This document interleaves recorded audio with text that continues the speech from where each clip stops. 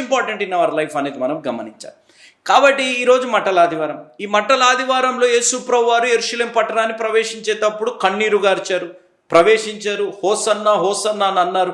ఎందుకు హోసన్నా అంటున్నారు? యేసు ప్రభువారు వచ్చారు, అద్భుత కార్యాలు చేశారు, ఆ మరణించిన వారిని లేవనెత్తారనే కృతజ్ఞతగా దేవుడికి స్తుతులు చెల్లిస్తున్నారు. తర్వాత కష్టాలు వచ్చినప్పుడు, శ్రమలు వచ్చినప్పుడు ఏం చేస్తున్నాం మనం?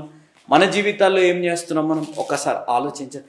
మన జీవితంలో అంతే విశ్వాసంతో, అంతే ఆత్మీయతతో మనం జీవిస్తున్నామా అనేది ఒక్కసారి ఆలోచించాలి.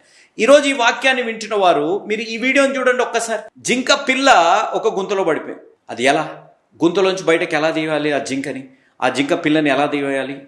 జింక తీయలేదు, కష్టము.